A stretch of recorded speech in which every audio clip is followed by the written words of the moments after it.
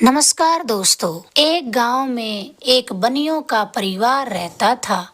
परिवार में 6 भाई, उनकी पत्नियां, लड़के लड़कियां, पोते पोतियां सब अलग अलग भी हो चुके थे।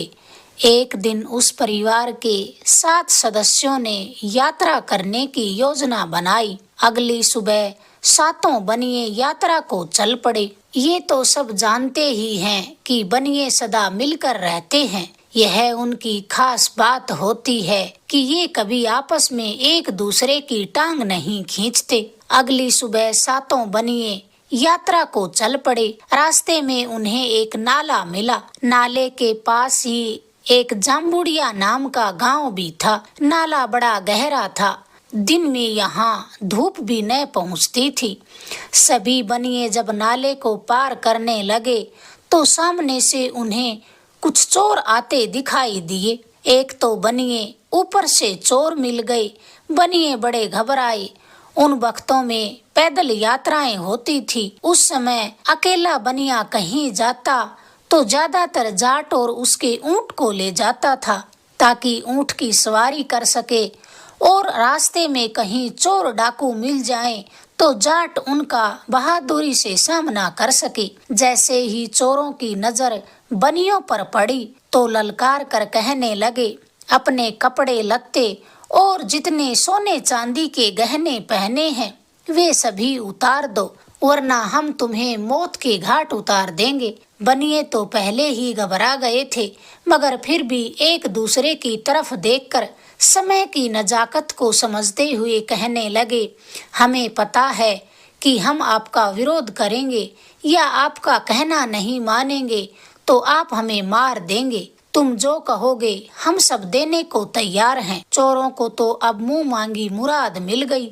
सभी बनिए आंख बंद करके सोचने लगे कि ये तो अच्छा न होगा कि ये चोर लुटेरे हमें लूट कर ले जाएं और हम चुपचाप हाथ पर हाथ धरे बैठे रहें। अगर कोई सुनेगा भी तो हम मुंह दिखाने के काबिल न रहेंगे। इससे तो हमारी चतुर जात की लाज ही जाएगी। इसलिए हमें कुछ न कुछ तरकीब तो लगानी ही पड़ेगी।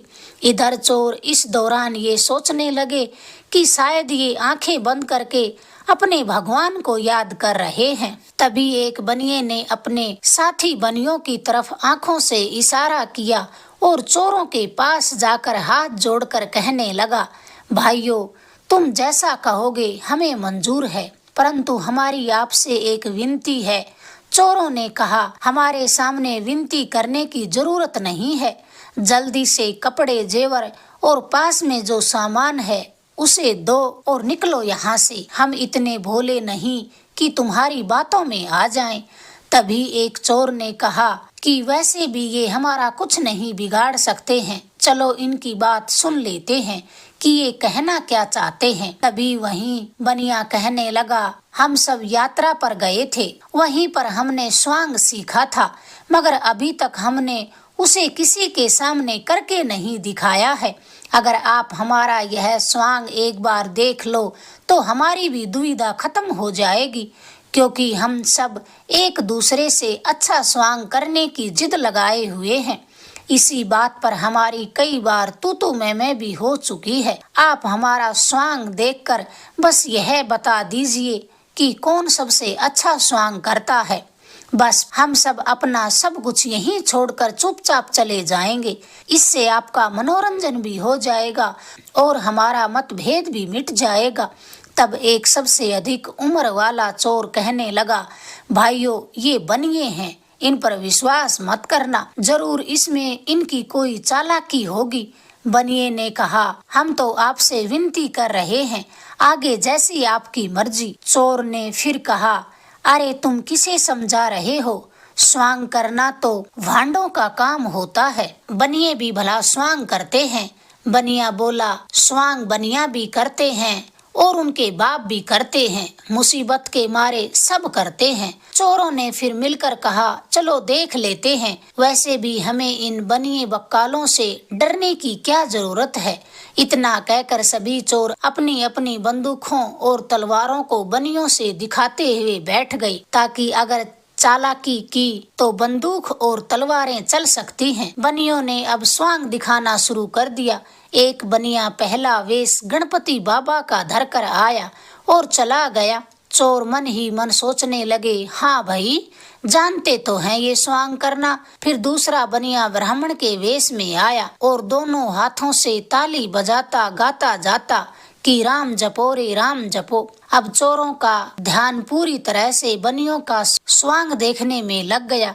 मगर अधिक उम्र वाले चोर ने कहा, अरे ओ बनियों, ये कोई नया स्वांग नहीं है, ऐसा तो सब कर सकते हैं, कोई नया स्वांग करके दिखाओ, तभी पता चले कि कौन सबसे अच्छा करता है। बनिए कहने लगे, नए स्वांग तो आगे आएंगे। तभी एक बनिए ने जाम्बुड़िया का स्वांग रचा। वह चोरों से कहने लगा, मैं जाम्बुड़िया हूँ। इतना कहकर वहीं बनिया नाचने कूदने लगा और गाने की तर्ज पर कहने लगा, ये करो वो करो, जाम्बुड़िया जाकर खबर करो।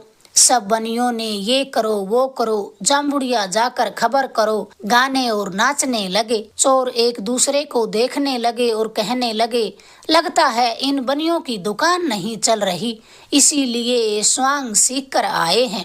इसी बीच सब बनियों में से एक बनिया हटकर अलग चलने लगा और कहने लगा, यह करूं वह करूं, जाम्बुड़िया जाकर खबर करूं।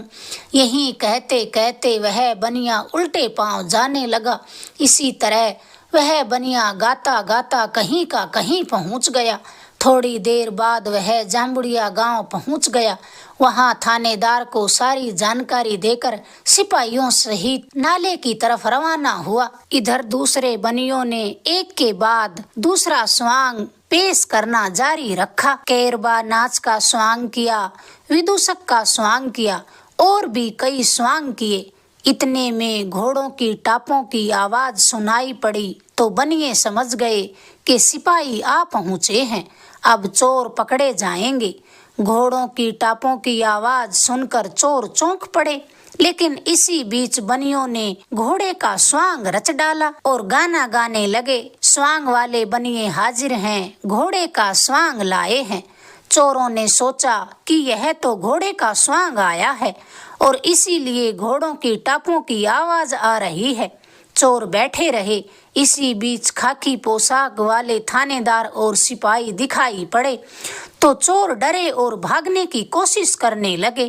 तभी बनियों ने गाना गाना शुरू किया कि स्वांग वाले बनिए हाजिर हैं, थानेदार का स्वांग लाए हैं। चोरों ने कहा, अरे यह तो स्वांग है, सचमुच इन बनियों ने बड़ा ही अच्छा स्वांग दिखाया है। इसी बीच थानेदार और सिपाही वहां आ पहुंचे और उन्होंने चोरों को पकड़ लिया। इस तरह बनियों ने चालाकी से अपनी जान तो बचाई वह बचाई, चोरों को भी पुलिस के हवाले कर दिया। अगर आपको ये कहानी पसंद आई, प्लीज हमारे चैनल को लाइक करें, शेयर करें, सब्सक्राइब करें। धन्यवाद दोस्तों।